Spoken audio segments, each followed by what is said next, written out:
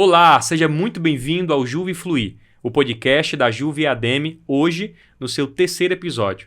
E como você sabe, como é de praxe, temos aqui um convidado para lá de especial. E eu vou dizer quem é ele daqui a pouquinho, depois da nossa vinheta.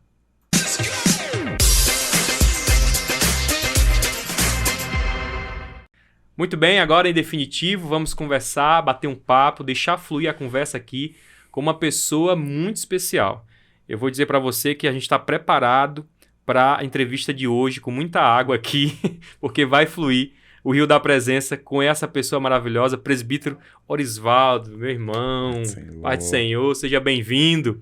Tudo bom? Tudo bem, a paz do Senhor. É um prazer imenso estar aqui nesse momento, nesse podcast, né?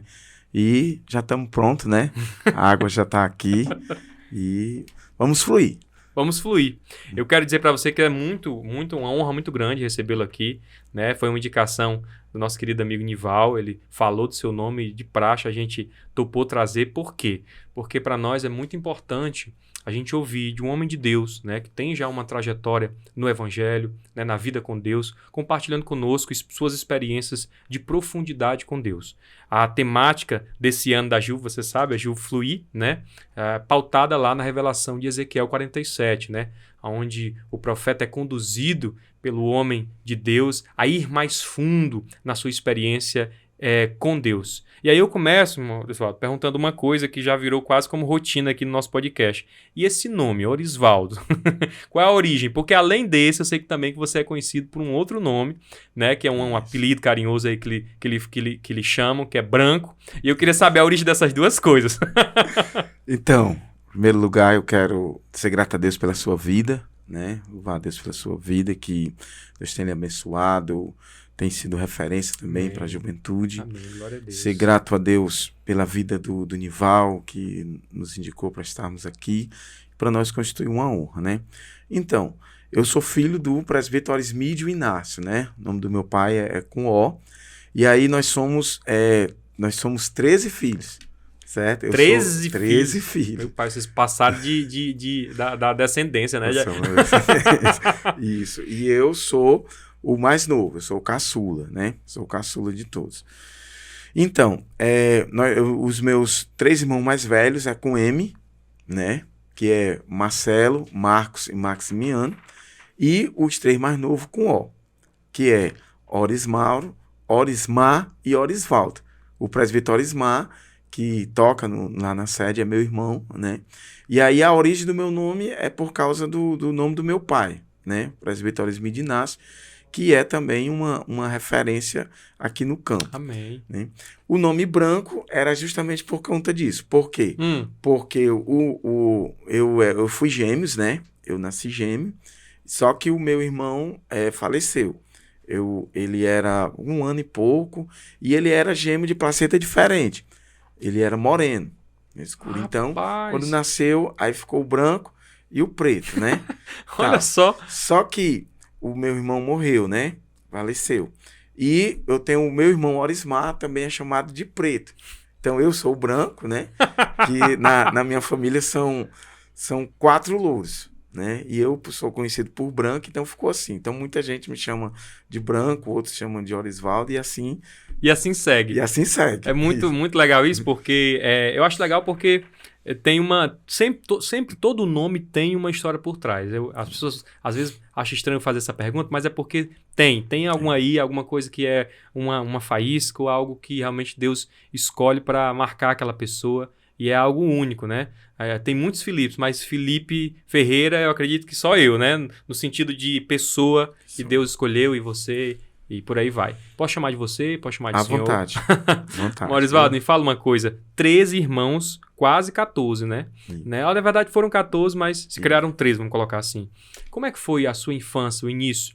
E já numa família evangélica, caminhando com Deus desde a infância, como foi esse processo? Então, minha infância foi assim maravilhosa, né? Nós todos nascemos na igreja. Tive o privilégio de ser construída a igreja ao lado da minha casa, né? E aí nós sempre estávamos na igreja, participando dos conjuntos. Fui criado no culto doméstico, né? Isso era algo que não falhava na nossa casa, nunca falhou, né? Nossa mãe, que já dorme com Cristo, hoje eu já tenho só o meu pai, né? Mas minha mãe já dorme com Cristo, já faz uns 3 anos. Mas eu fui criado no culto doméstico, fui criado aprendendo o quê? Interessante que no meu lar, a prioridade era a igreja. Nós somos ensinados que se nós priorizássemos a Deus e a igreja, as outras coisas iriam fluir, né, de acordo com aquilo que Deus tinha preparado para nós. Então, eu fui criado nesse ambiente de que a prioridade era a casa de Deus, né? A prioridade era a casa de Deus. As outras coisas vinham depois. E isso foi muito bom. Isso criou em nós uma raiz muito excelente, né? Ser criado no Evangelho. Hoje nós somos uma família de obreiros, músicos, né? Músicos que somam aí no reino de Deus, né? E o meu pai já está na 4ª geração. Ele já tem tetraneto, né? E se cumpriu na vida dele o que a Bíblia diz, né? Verás os filhos dos teus filhos. Né? Que bênção. Olha só, esse texto para mim é tão importante, e é tão importante para a juventude, né? Que buscar primeiro o reino de Deus e a sua justiça, e as demais coisas vos serão acrescentadas. Tudo aquilo que a gente acha que é muito importante, a Bíblia chama de as demais coisas. Então, como foi que o senhor interiorizou isso? Eu sei que há, lógico, uma criação, né? Um apontamento da sua família, né? Da sua criação, mas internamente, assim, o senhor, enquanto jovem, enquanto criança, foi entendendo isso, foi gostando disso, sempre teve esse prazer. Me explica um pouquinho. Então, como nós vimos isso nos nossos pais, nós vimos isso neles, né? Que sempre para eles, tudo na vida deles era pautado com a prioridade a Deus e a igreja, né? Então isso, a gente foi aprendendo a amar isso. A gente foi aprendendo a amar isso e vimos que isso era bom. A gente não viu isso com maus olhos, a gente viu que isso era bom. Então a gente viu o quê? Que crescer na igreja e aprendendo e seguir aquilo que é para nós seria bênção para as nossas vidas, né? E a gente não se preocupou, às vezes as pessoas se enganam, mas a gente não se preocupou em dizer o seguinte: não, vou dar orgulho pro meu pai. Não era essa a questão. Não era, né? A gente não tinha essa pressão. A gente aprendeu a amar as coisas de Deus, vendo a referência dele, como eu já disse, nunca passou na nossa mente essa ideia, não vou fazer isso porque é uma pressão, tenho que... Não foi. A gente aprendeu a amar e vimos que realmente acontecia. Quando nós priorizávamos as coisas de Deus, Deus priorizava a nós. E isso foi fluindo na escola, no dia a dia, e meu pai tinha uma oficina, a gente trabalhava junto também, e nossas respostas, nossa forma de falar, sempre era tomando como prioridade aquilo que a gente internalizou na alma, né? Que coisa boa, que coisa maravilhosa. Eu gosto de pensar isso porque são muitos os jovens que nascem na fé, né, de berço evangélico. A nossa denominação é a denominação que cria muitos novos crentes a partir da família dos crentes, né? A Assembleia de Deus tem essa cultura. E é muito difícil hoje, assim, não é tão, como colocar assim, uma regra, mas muitos jovens aí estão aí nesse lugar, muitas vezes por conta da pressão. Maurisvaldo, como é o segredo, assim, para se apaixonar por essa presença a ponto de passar por todo esse processo da primeira infância, entrando na adolescência, amando a Deus? Então, o que nós víamos, né, e que a gente queria ter, era sentir Deus, né? Era essa a ideia. Porque as nossas conversas, interessante que nós não conversávamos para competir, eu recordo muito que a nossa ideia era o quê? Olha, vamos buscar o batismo com o Espírito Santo, né? Vamos buscar, porque a ideia era o quê? Era sentir Deus. Porque a gente via as pessoas sentindo Deus, né? E a gente não queria... Era tão interessante que eu me recordo que ainda na infância, quando eu via as pessoas sentindo Deus, aí eu ficava assim, eu acho que é o jeito dele dar glória. Aí eu ficava, isso na infância, né? A infância era isso. Eu disse, não, o jeito dele dar glória, o jeito da aleluia é que faz ele sentir Deus, né? Mas isso... Você achava que tinha um segredo, uma regra, tinha uma receita para dar certo. Isso. Na infância, eu fui vendo isso. Então, era a presença que era falada na igreja, a gente não se conformava enquanto não sentisse ela. Tô entendendo. Vocês queriam né? participar. Queria participar. Glória a Deus. E eu me recordo que eu pude sentir essa presença em um culto muito especial lá no Parque Itamaraty. Me recordo muito bem que o dirigente era até o irmão Raimundo Nonato, que já dorme com Cristo, né? Já dorme Sim. com Cristo, eu recordo muito bem. E eu me recordo que ele criou lá na igreja algo que está aí até hoje, que foi a consagração das crianças, né? Lá, isso nos anos 80, ou 85, né? Que eu nasci em 81, e 87 mais ou menos e tal. Então ele criou a consagração das crianças. E a consagração das crianças foi aonde a gente pôde ver que dava para sentir Deus. Né? A gente pôde ver aquilo Meu ali. Deus, que coisa linda. E aí, quando ele criou a consagração das crianças, ele colocou, recordo bem, a irmã Francisca. Né? E a irmã Francisca e a irmã Angélica eram as nossas líderes. E todos os sábados, não tinha zap, não tinha nada, mas a gente estava lá. A gente estava lá para a ideia de que, rapaz, a gente sentiu Deus no sábado de manhã, vamos sentir de novo. Né? E isso foi muito bom. Né? Foi assim, algo assim amável no nosso coração, porque eu até já pregando, já disse isso, que uma das coisas que o inimigo tenta roubar é aquilo que você sente de Deus. É verdade. Porque não é o que você entende. Não é o que você entende. Porque o que você entende, o que você compreende, às vezes pode ser desmanchado por um argumento de alguém. Meu Deus, é verdade. Mas o que você sente é inegável. É inegável. Meu né? Deus, é Então, tremendo. Tremendo isso. Sim, então, e é interessante porque o coração da criança é de quem chega primeiro, né? quem chega primeiro. Hoje em dia a gente tem uma infinidade de coisas chegando primeiro nas crianças, nos jovens, né? E a presença, às vezes, ela tá aí, talvez olhada de uma perspectiva quase que mística, uma coisa que não deixa criar mais cabeça para sentir, não é verdade. Agora, deixa eu falar uma coisa. Então, o senhor falou que a busca do batismo foi uma realidade desde a sua infância. Quando ele aconteceu e como foi? Pronto, foi uma experiência, assim, fenomenal, né? Eu cresci numa época dos avivamentos. Então, uma vez por mês, tinha um avivamento domingo à tarde, né? E eu cresci naquela região ali e as congregações eram poucas. Eram na região que eu morava, Parque Itamaraty, eram 3 congregações. Era o Elizabeth, o Parque Santa Maria e o próprio Parque Itamaraty. Uhum. E todo mês, praticamente todo domingo tinha um avivamento.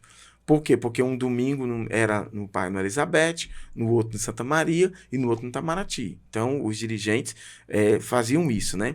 E Jesus batizava muitas pessoas nesses avivamentos. E quando era a semana do avivamento, eu ficava já, né, me preparando. Né? Ficava ali, Jesus vai me batizar no domingo. Jesus vai me batizar no domingo. E aquilo era uma experiência tão incrível, porque chegava o domingo, não via um batismo, aí eu saía triste. Né? E o meu ponto de apoio era minha mãe. Né? Minha mãe nos ensinou a sempre resolver tudo na oração. Isso eu guardo com muito carinho, né? Porque tudo ela dizia, não, Deus pode resolver quando você orar. E a gente aprendeu isso. A gente aprendeu que se tinha problema na escola, a gente, a mãe está tendo problema na escola, então vamos orar. Minha mãe nunca foi de ir lá e dizer, o que está acontecendo aqui? Não. Ela nunca fez isso, nunca. Ela sempre dizia, vamos orar. E no vamos resolver na oração. Vamos resolver na oração. E no outro dia a gente chegava em casa e estava resolvido, entendendo? Isso era muito, muito incrível. Então, isso era uma experiência incrível. Então, quando foi um dia, eu recordo muito bem, em 1993 houve uma seca. E lá em casa nós tínhamos a responsabilidade de cada um tinha a responsabilidade de um dia ir buscar água. Sim. No chafariz, porque a seca tem um chafariz, tinha lá. E eu, nesse dia, eu estava responsável para ir buscar água, né? E a minha idade, acho que 12 para 13 anos. Agora não vem. Com exatidão, né? Não vem, mas era nesse período. Nesse período. E de repente eu estava lá e parei para descansar. Era um tambor de 50 litros e um carro de mão. Eita! Certo? Uma distância assim de uns 20 a 25 minutos de viagem, né? Meu Deus. Era mais ou menos assim e tal. E fomos criados com essa responsabilidade, porque cada um tinha um dia de encher o pote. Né? Tinha um dia de encher o pote. Até só abrindo um parênteses, eu fui pregar no interior uma vez e quando vi um pote eu abracei ele, né? Abracei o pote e disse, nunca mais preciso te encher. Porque tínhamos que encher o pote, Meu né? Deus do céu. Então, aí passou um irmão e o irmão estava indo para uma oração. E ele disse, você quer ir para oração comigo? Eu disse, rapaz, até queria, mas não posso, eu tenho que levar a água. Não, eu ajudo você a levar a água. Ele me ajudou a levar a água e nós fomos para uma oração. E naquele momento eu disse, Senhor, será esse o momento que tu pode me batizar? Porque para onde além do avivamento, todo culto que eu ficava, hoje Jesus pode me batizar. Eu ia para a escola dominical, eu ia para o culto na semana. Sempre com aquela expectativa. Sempre com aquela expectativa. Eu não desistia, né? E Jesus batizando meus colegas, né? Gilmar Carvalho, entendendo? Turma da minha geração. Turma da sua geração pesada. Turma da minha geração. Então, Jesus batizando meus colegas, né? Batizando ali e tal, e eu ainda nada. Mas, de repente, e quando ele me levou para a oração e tal, e quando terminou de orar, ele ficou olhando para mim e disse assim, irmão, Jesus me falou que você está pedindo uma coisa há muito tempo e não acontece, né? Você já é batizado com o Espírito Santo? Não sou. Pois vamos orar agora, porque eu acredito que vai ser nesse momento que Jesus vai lhe batizar. Uau. E isso foi incrível. Na sala de uma casa, em um momento de oração, Jesus me batizou com o Espírito Santo e foi uma experiência que até hoje o meu português não consegue descrever. Eu não tenho como descrever aquilo que eu senti, mas guardo na alma. E aí, quando eu cheguei em casa, a primeira coisa a fazer foi o quê? Contar para meus pais. Né? Foi algo assim, eu vinha naquela pilha de contar para ele e o desejo, naquela felicidade, né? E o desejo de saber se tinha culto à noite, que era para extravasar. Entendeu? Glória a Deus, Maurício, que coisa maravilhosa pensar que é uma coisa que a gente às vezes esquece, né? Que é essa perseverança, essa expectativa, né? Muitas vezes a gente vai e volta desses lugares de encontros com Deus e a gente não consegue manter nenhuma expectativa, né? Deus vai falar comigo, Deus vai me encher, Deus vai trazer algo novo no meu coração. Eu acho que às vezes a gente pensa que o ambiente, por exemplo, nós estamos aqui nos preparando para um evento, né? Que eu costumo dizer que não é só um evento, é uma visão de Deus para o nosso campo, que é a Juvicon 23. As pessoas dizem, na Juvicon eu vou receber, sendo que a gente pode receber numa oração em casa, né, num momento com um amigo. Isso é maravilhoso. Agora, quando esse batismo veio, né, você foi selado com esse batismo, como é que foi a tua conduta a partir daí? Como é que foi? Porque aí já por volta dos 13, 14, já entrando na adolescência, esse processo aí de escola, como é que foi esse caminhar? Numa época, né, para assim ser dito, que ser crente não é como é cult bacaninha que é hoje, né? Hoje em dia todo mundo é crente, né? Todo mundo se diz crente, aliás, né? Como era esse processo para ti lá atrás? Então, minha experiência de escola foi assim muito interessante. Inclusive, eu tenho amigos hoje ainda da minha quinta série, né? Por quê? A ideia era o quê? A ideia era se aproximar de quem fosse crente na escola. Então, se juntar ali, né? Se juntar. Porque a ideia era essa. Embora você vai de convir comigo que anos 80 a coisa era mais rigorosa. Totalmente. Havia um rigor maior, né? Então, uma das coisas que eu recordo isso muito interessante, que quando eu me batizei com o Espírito Santo, aquilo foi algo de mim. Eu disse que nunca mais iria usar bermuda. Na rua, não. Entendendo? E não usei. Entendendo? Aquilo foi para mim assim algo que eu isso aos 12 anos, né? Uma entrega, né? Foi uma entrega, foi algo meu mesmo, né? Eu não queria. Então, a ideia na escola era o quê? Era conversar com quem fosse crente, né? E aí se combinar para se encontrar no terminal, já tinha um terminal naquela época, né? O terminal da Messejana, para evangelizar, né? Fomos crescendo no evangelismo e aí não tinha evangelismo dos jovens. Não tinha aquela coisa de chamar a juventude para evangelizar.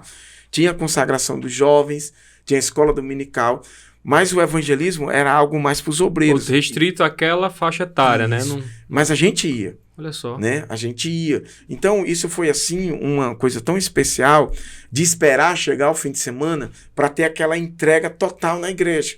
Não é? Não era chegar ao fim de semana para se livrar da escola. Era para ter aquela entrega, porque sabia que ali e você ia se sentir melhor. Glória a Deus. Eu me recordo de uma experiência que a irmã Angélica, no dia dirigindo a consagração das crianças, voltando aqui o ponto de criança ainda, ela disse assim, olha, quando alguém perguntar se você é crente, não responda apenas, não responda eu sou, não, diga assim, eu sou crente, comprado e lavado pelo sangue de Jesus. Ela nos instruiu isso.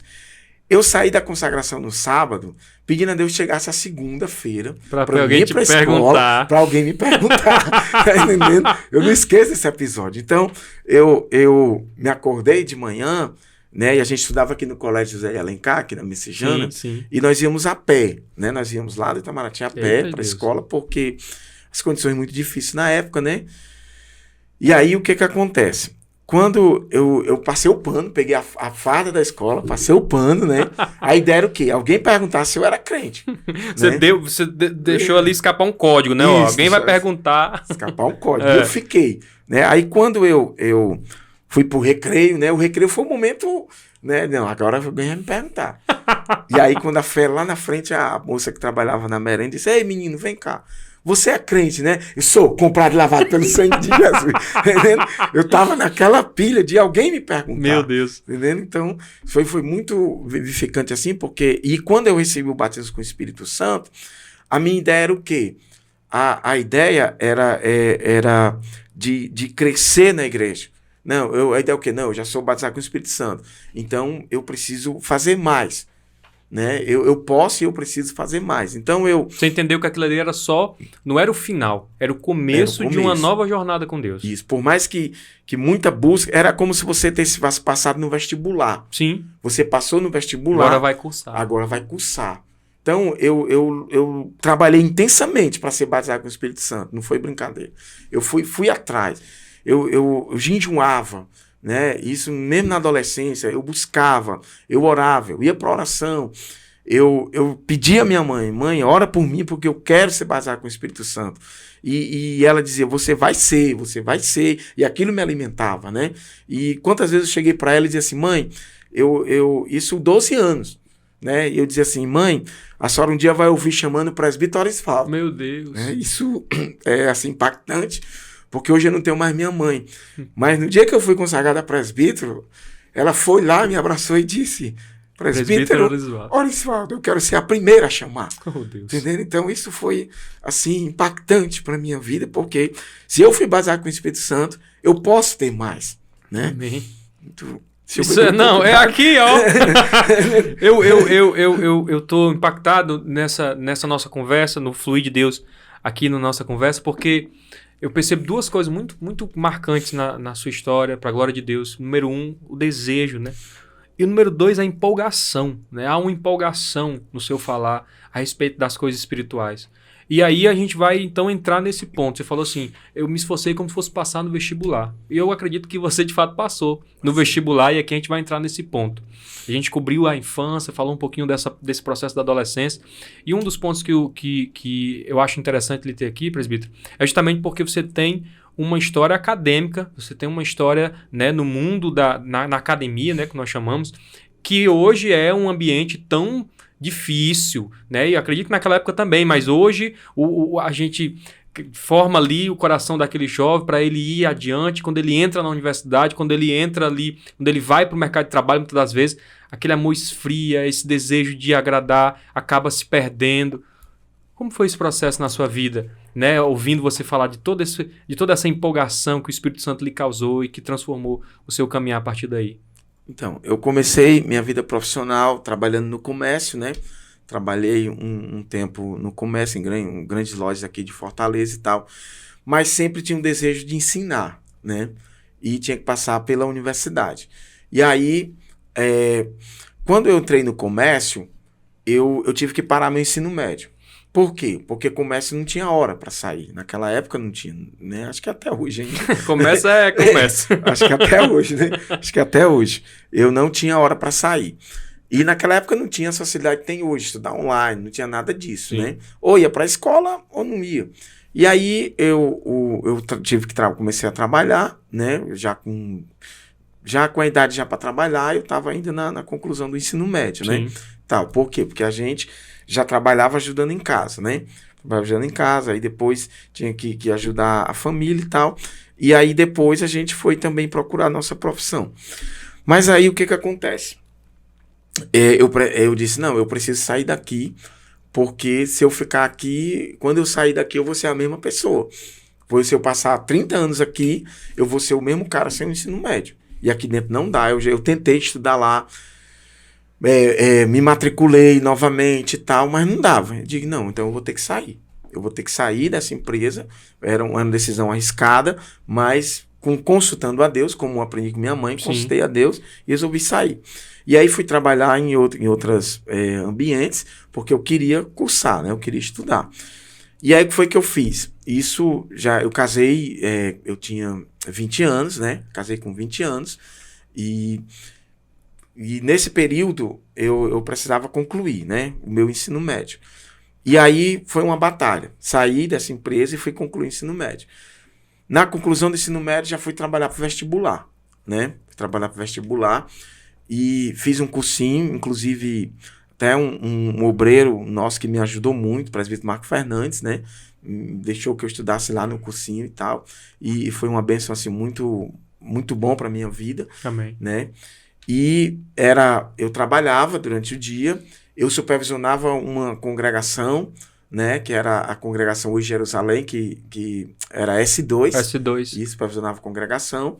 Minha filha, que hoje tem 15 anos, ela tinha 2 meses. Isso, né, lá na sua idade, decidindo o seu futuro no profissional, com tudo isso acontecendo. Com tudo isso acontecendo. Bacana, né? Demais. Bacana. Então, o que eu fazia? Né?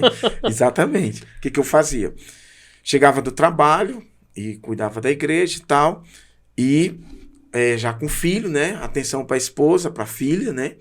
E depois que eu chegava da igreja, quando elas iam dormir, eu estudava vestibular, sozinho. Meu Deus. Né? Estudava sozinho, virava à noite, né? Às vezes eu estudava até 3 da manhã, cochilava um pouco, 5 horas acordava, né? Sempre assim, sempre assim, sempre assim, sempre assim, tal. E sempre assim, sem deixar de dar atenção à esposa, sem deixar de dar atenção à filha. E quando elas iam dormir, aí a ideia que eu tinha, se eu me sentar, eu durmo. Se eu for estudar deitado, não. Eu estudava sentado no chão. Rapaz. Porque aí a ideia que eu tinha era o quê? As minhas costas vão doer, mas daqui a pouco ela se adapta. Tô entendendo. E eu sentava no chão, espalhava os livros lá, estudava. Eu não tinha essa época de... Nem internet eu tinha, né? Internet Imagino. eu tinha. Né? Então eu pegava os livros lá na fundação, no centro, né? Eu trabalhava no centro, passava lá, pegava os livros e estudava. E valeu. E só que, ao mesmo tempo, pedindo a graça de Deus. Senhor, eu preciso da tua graça, preciso da tua mão, né? E preciso que tu me direcione para isso. E foi indo, sempre pedindo a Deus, sempre pedindo, né? Não deixando, porque assim, às vezes a pessoa se entrega ao estudo demais e esquece Deus. Total. Né? Não é errado estudar. Não. Mas é bom que você entenda que você não deixe Deus de lado. Seja uma pessoa que Deus vai somar com você. Né? Deus não vai revelar a matemática para você, não vai sem o seu esforço. Né? Então, me esforcei. E passei. Né? Passei, né? Esse nome, acho que ainda foi em segundo lugar. Né? Passei e tive a experiência na universidade. Né? Experiência na universidade. E era um ambiente... universidade pública, né? Sim. Universidade pública e um ambiente oposto a Deus. Total. Né? A verdade seja dita que é um ambiente oposto a Deus. Eu vi, sim. Eu vi pessoas entrarem lá crente e saírem, acho que pode usar esse nome, desviado, né? Acho que sim, o nome é esse, né? Não é esse. Não é esse. Então, eu vi, sim. Eu vi pessoas entrarem lá e quantas vezes... o interessante também entender, irmão Felipe, que o argumento... Para você argumentar com um professor, né, anos de estudo, você argumentar com um professor, não é fácil. E eu, muitas vezes, eu me via sem condições de argumentar, porque era muito forte, né, o conhecimento deles. E aí eu cheguei a uma conclusão qual que é. Mais forte do que o argumento é a experiência de Deus em mim. Total. E eu me recordo que um dia, lá na universidade, o professor... disse o seguinte, olha, eu não preciso de Deus para existir, porque eu existo sem ele e esse Deus não existe, né? E eu disse, professor, ele existe sim. E ele, não tem argumento não, mas é porque eu já falei com ele agora. Eu já senti ele aqui, né, e tal. Então ele chamou de utopia. Não, mas eu entendi o quê? Que mais forte do que o argumento é a experiência. Total. É a presença. né? É muito mais forte, porque você arrancar um conhecimento, um argumento de alguém... Ele pode ser substituído, ele pode ser mudado, né? Mas de uma aquilo que você experiência... fez. Mas o que você vive, É né? diferente. O que você sente, ninguém arranca. Ninguém arranca. Então, a universidade, eu penso assim, em vez de você se preparar para argumentar, esteja sentindo. Esteja vivendo. Esteja vivendo, pronto. Esteja vivendo. Porque Amém. você vai se deparar com... eu costumo dizer que eu tive cadeiras na universidade que a Bíblia não é nada. Como viver num ambiente desse que você está na igreja, a Bíblia é nosso livro de regra de fé e prática. E né? dentro da universidade E ela dentro da é universidade ela não é nada. Nem significada, nem pra né? base histórica. Exato. Completamente desprezada. Completamente desprezado. Então, em um ambiente desse, você chegar na sala e entrar com a Bíblia. Né? Você entrar com a Bíblia aqui e causar aquela estranheza ali em todo mundo. Verdade. Né? Então, então, esteja com a Bíblia. Fique com ela. Né? Leia. Eu pude entender também, irmão Felipe, ainda na juventude, que ler a palavra me fortalecia. Né? Eu não ficava só com os versículos que eram lidos na igreja. Eu lia quando chegava em casa. Você se alimentava. Se alimentava, né? Importante. E eu posso dizer também que Bíblia era caro. E eu sou de uma família de 13 filhos. Né? De 13 filhos. Mas quando eu dizia, meu pai e minha mãe nunca mediram esforço. Não, se é para comprar a Bíblia, vamos comprar. Meu Deus. Né? Vamos comprar. E naquela época só tinha uma loja no centro, não vou falar o nome porque pode virar... Não tá aqui, né? Patrocinando nosso podcast. Mas só tinha ela. Né? Para comprar artigo evangélico, só nessa loja no centro. Né? Então, na certa galeria. Na certa galeria, isso. Só tinha ela, né? E meus pais iam para lá, compravam, né? E o Novo Testamento. E eu me lembro que antes disso também, eu ganhei uma Bíblia usada e a irmã Expedita, ela disse, eu vou reformar a sua Bíblia, eu vou deixar ela mais bonita para você. E aí ela reformou, aquilo para mim foi um presente. Meu Deus. Né? Então eu não largava a minha Bíblia. Né? Não largava, eu não largava a minha Bíblia para ir para a escola, eu não largava na universidade. E hoje, como um profissional formado... Professor, né? Professor, né? Sou formado. Eu tenho minha Bíblia dentro da mochila. Né? Eu tenho uma Bíblia dentro do meu carro, eu tenho uma Bíblia dentro da minha mochila e tenho Bíblias em casa que eu uso para estudar e a minha Bíblia que eu levo para a igreja. Sim. Então fique com ela, não largue ela, porque ela é uma identidade. Ela é uma identidade. E eu gosto de falar sempre, presbítero Oswaldo, porque o que acontece? Hoje a gente se acomodou muito, que a tecnologia traz para nós facilidades maravilhosas, mas a Bíblia no celular, ela é importante para o momento, né? Um momento mais casual, um momento ali que você está... você necessite, só que ela é mais um aplicativo no meio de tantos outros. E principalmente, ela não identifica, né? Porque o celular, você pode estar olhando qualquer coisa, mas a Bíblia não. A Bíblia com você, ela te identifica. Ela faz as pessoas fazer aquela pergunta, você é crente? Né? Que a gente falou logo mais atrás. Então, esse ponto é muito importante. E colocando aqui dentro desse contexto todo, dessa conversa que está fluindo de fato, né? Para a glória de Deus, eu queria lhe perguntar uma coisa. A gente entendeu esse processo todo e esse amor pela palavra de Deus e hoje precisa ser dito que Deus tem lhe usado para a glória de Deus, né? Como uma boca profética mesmo assim para anunciar e para ensinar com autoridade. A pregação, né? Ela vem ainda na juventude ou não? E se a gente for numa forma bem prática, como você conciliou tudo isso, né? Para ainda também buscar o ministério daquilo que Deus tem te confiado. Então, a pregação, ela veio na infância. Por quê? Eu pegava os ternos do meu pai, vestia, né? Isso, ia pregar na frente do espelho. Né? Ia pregar O meu sonho era ter um paletó. Eu tinha um sonho de ter um paletó para mim. Eu queria ter um paletó meu, né? E aí, na medida que eu fui crescendo, meu pai é baixinho, os paletó dele davam em mim. Né? Já dava em mim. E um dia minha mãe chegou para ele e disse assim, dê esse paletó para ele, né? Porque ele quer um paletó, né? Então, e aí eu sou filho de músico, né? Meu pai é maestro, meu pai toca qualquer instrumento de corda, né? Eu sou de uma família de que quem não sabe tocar, canta, né? Você vê por aí, você vê que eu tenho familiares, né? Tem sobrinho, primo, né? Primo, irmão, irmão, né? Quem não sabe tocar, canta. Eu nem canto nem toco. Né? Tá aí o mistério. Eu nem canto nem toco, né? E lá em casa tinha um violão, né? Eu tentei aprender, mas não aconteceu. Né? Não aconteceu e tal. E aí eu gostava de ver as pessoas pregando, né? Aquilo me encantava. Eu ficava assim maravilhado quando eu via alguém pregando. E meu pai dirigia congregação, né? Meu pai dirigiu congregação acho que por uns 30 anos aqui nesse campo.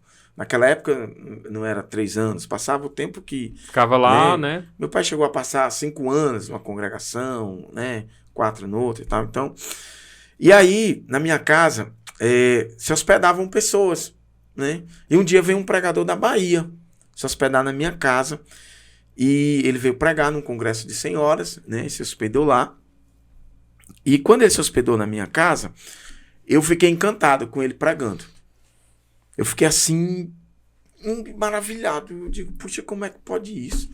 Né? Quando alguém ia pregar, eu parava. Quando alguém cantava, eu não olhava muito. Quando alguém ia pregar, aquilo me atraía. E aí, esse pregador dormiu lá em casa e a minha mãe disse, meu filho, ele vai dormir aí no seu quarto. E pronto, era o que eu... Né? Tava esperando. Dormir ele não ia. Fazer um podcast com ele. E pronto. Se existisse aquela palavra na época, né? Se existisse essa palavra na época.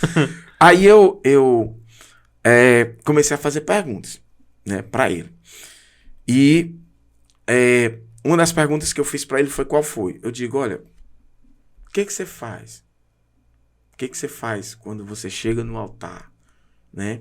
Isso, olha, como é que você faz? Ele disse, olha... Ore bastante, né? Ore muito, leia a Bíblia, mas faça uma coisa.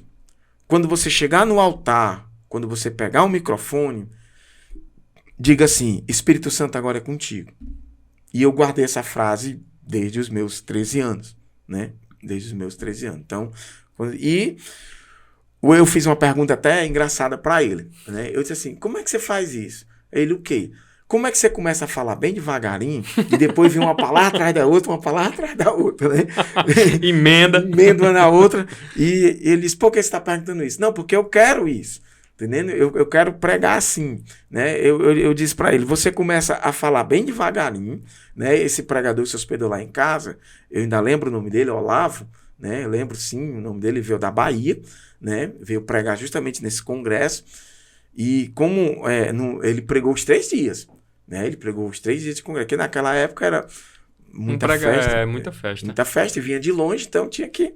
Aproveitar bem o pregador. Aproveitar bem o pregador. Então ele pregou os 3 dias, eu disse para ele, ó, como é que você faz isso? Você começa a falar bem devagarinho, depois você vai uma palavra atrás da outra, uma atrás da outra, uma atrás da outra, né? Aí ele, rapaz, isso é com o tempo. Mas primeiro, quando você chegar no altar, diga Espírito Santo agora é contigo. Né? Eu guardei isso.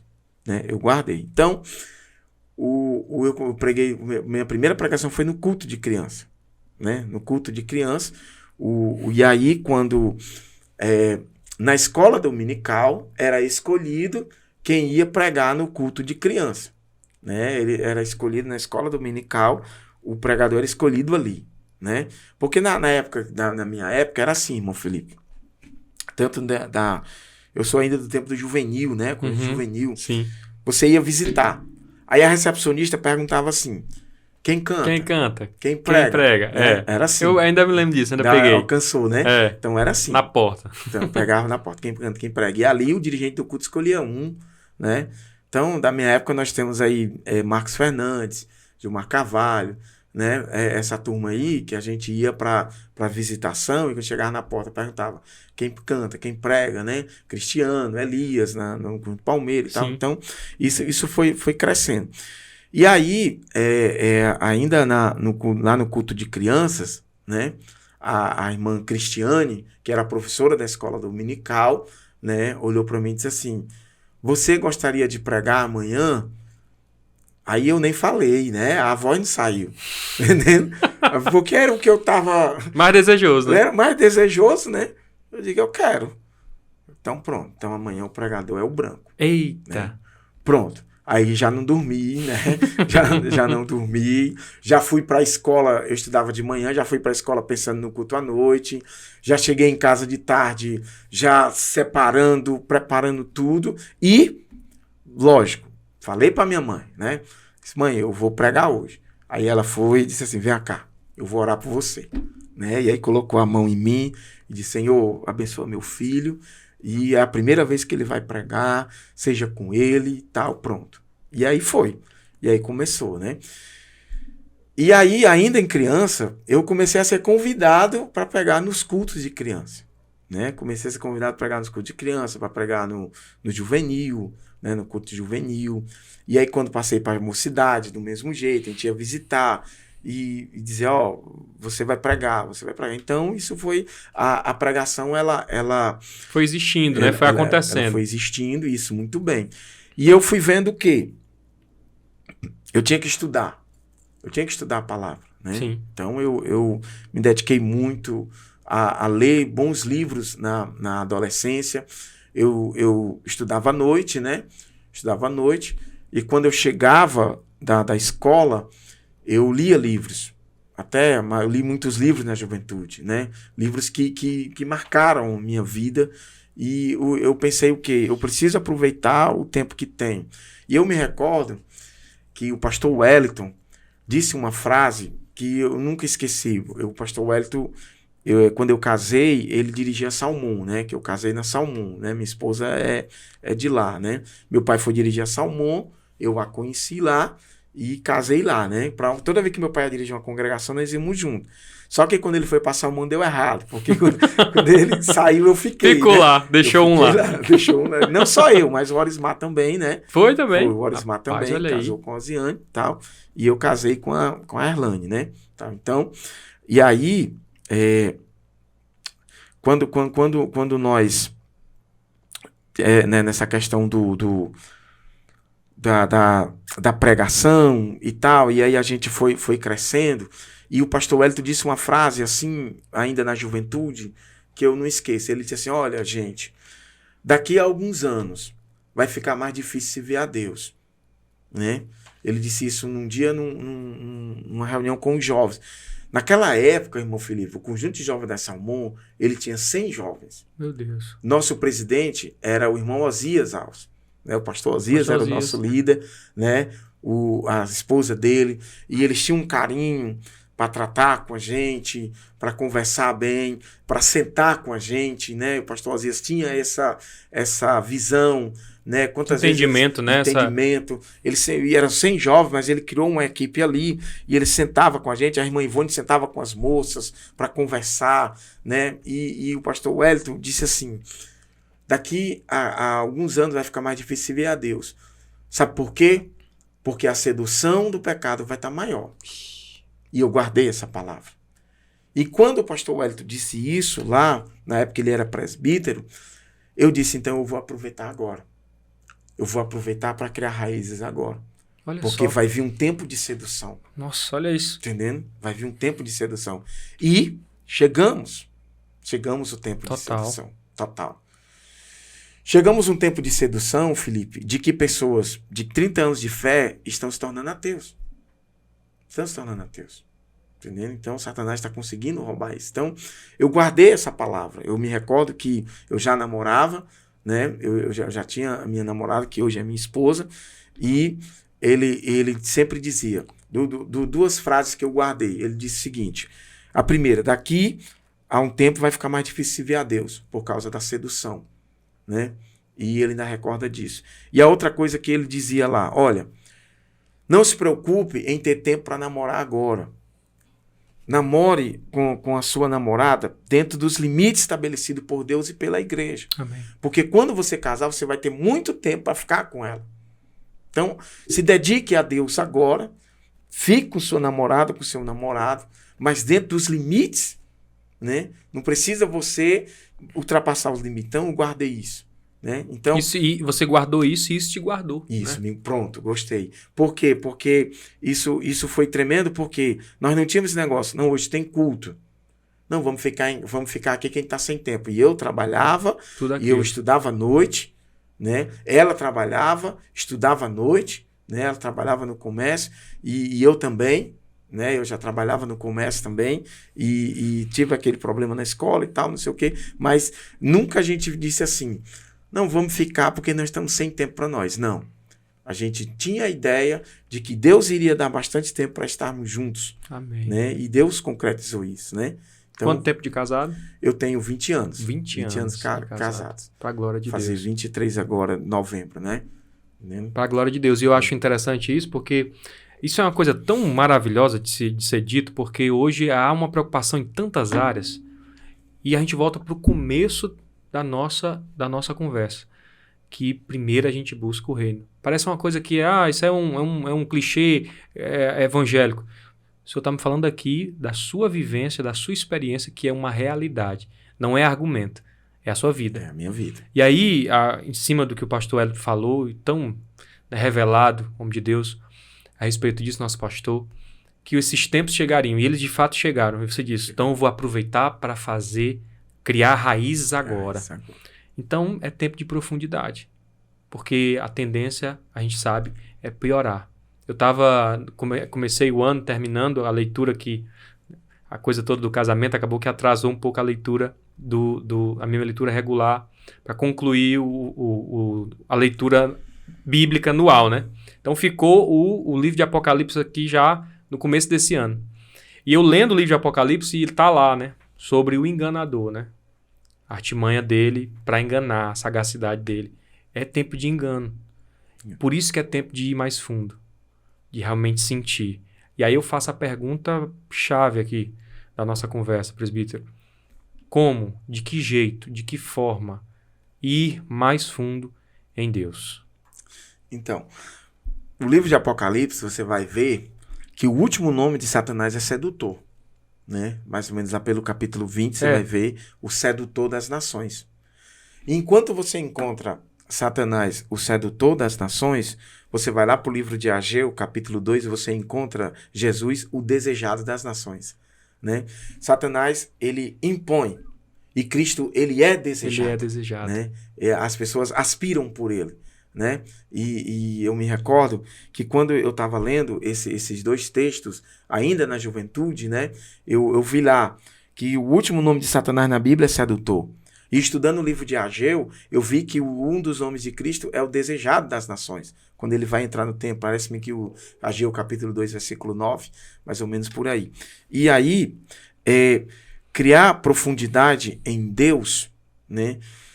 Não tem, assim, segredos mirabolantes. É ser fiel.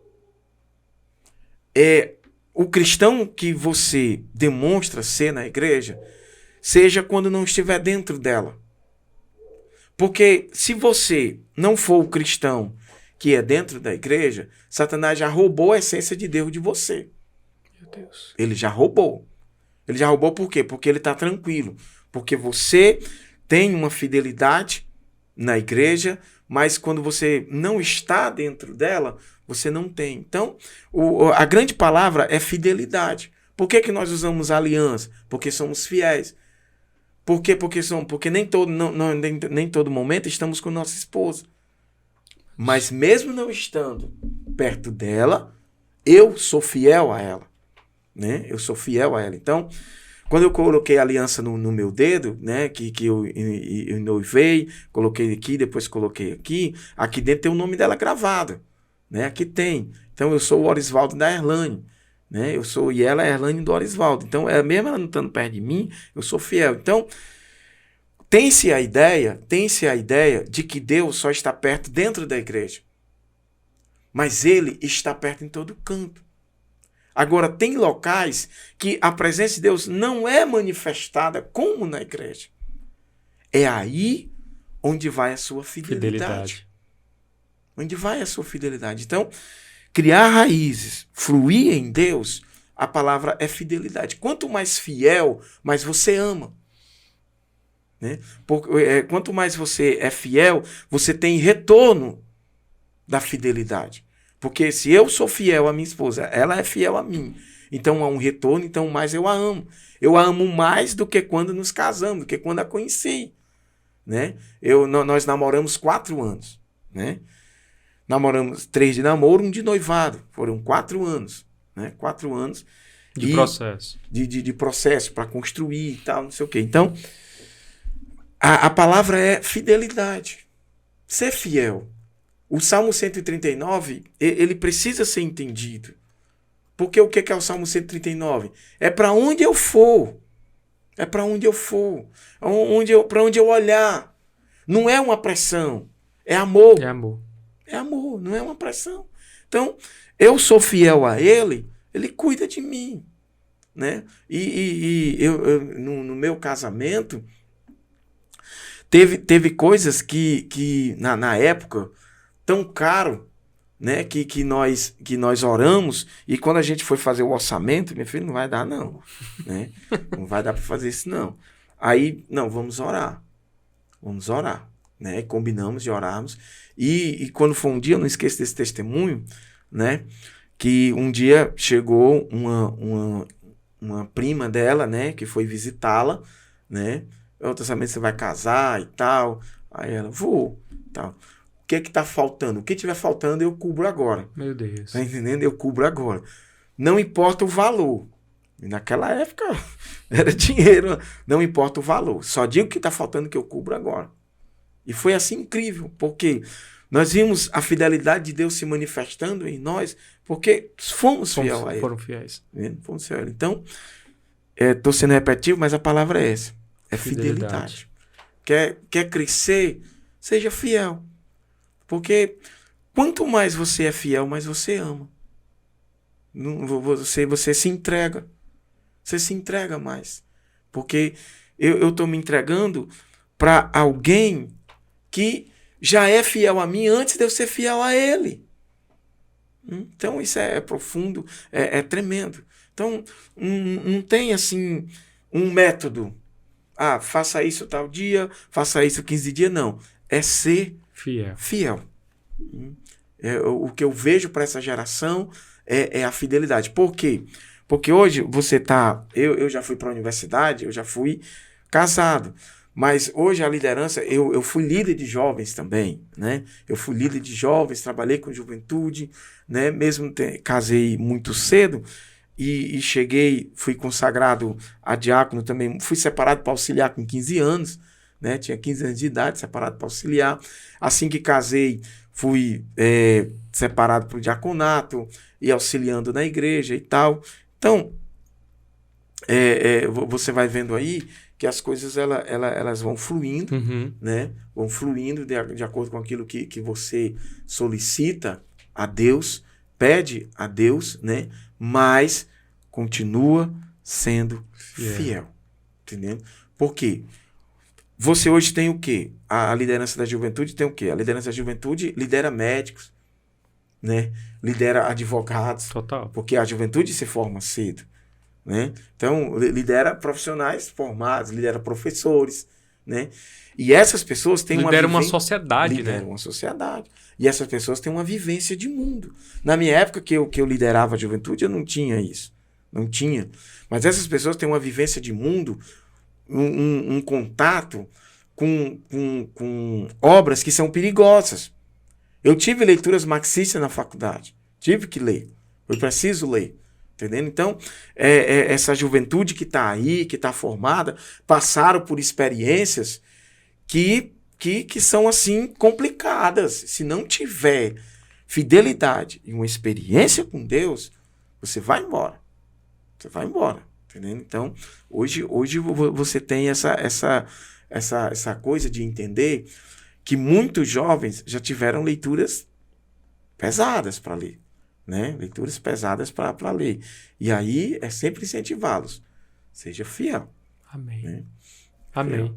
Eu fico feliz demais, porque a conversa fluiu muito. E parece que eu mesmo tirei muitas lições importantes desse fluir de Deus aqui nessa oportunidade.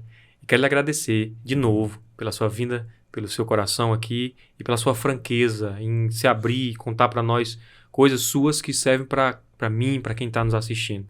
E aí eu vou fazer a pergunta final, que é justamente quem seria essa pessoa, né, que o presbítero Oswaldo gostaria de ver aqui compartilhando suas experiências e suas vivências mais profundas com Deus no nosso podcast? Pronto, eu tenho uma pessoa que eu indicaria também, que foi líder de jovens, né? E que hoje é um dos supervisores aqui do campo também, né? Que é o presbítero Robert Evandro, né? O presbítero Robinho Freire, ele também teve uma experiência muito profunda com Deus, ele, o pastor João, né? Na juventude deles também, né? Na sede antiga ainda, e tiveram experiências profundas com Deus, e hoje também desfrutam daquilo que foram fiéis a Deus. Amém. Né? Glória a Deus. Está feito aqui o convite. Presbítero Robert Evandro Freire. Robert Evandro Freire, o Robinho, né? O Robinho. Querendo você aqui. Supervisor da Monte Sinai. Monte Sinai 1. Meu irmão, muito obrigado. Quero agradecer de novo a você e dizer que foi uma verdadeira aula, professor, né? Gosto de ensaiei ele chamar de professor, mas não, vou chamar de presbítero, mas você é um professor, um homem de Deus, uma pessoa magnífica. Que Deus te abençoe demais, mais e mais. E quero me despedir de você que ficou conosco até aqui. Muito obrigado. Quero que você compartilhe esse conteúdo, dê like, comente aqui embaixo as suas impressões sobre as nossas conversas aqui. E todos os episódios estão disponíveis aqui mesmo no canal da nossa igreja. Desde o primeiro. Você já viu? Já viu o primeiro? E o segundo? Viu esse? Então volta para ver os demais, compartilha, abençoa alguém com esse link, porque eu tenho certeza que isso aqui é feito para você ser edificado na obra de Deus e na tua vivência com Cristo. Quero agradecer a você que ficou até aqui e dizer que esse podcast é uma realização da Juventude EADM com o apoio técnico do nosso querido irmão Ginaldo Félix aqui, e falamos diretamente dos estúdios da I9 Podcast, a casa do seu podcast em Messejana. Todos esses equipamentos o irmão Ginaldo leva até você. Seja onde você estiver, você pode fazer o seu podcast de qualquer lugar. Ele vai levar os equipamentos, eu tenho certeza que vai ser super legal. Que Deus te abençoe e até o próximo episódio. Tchau!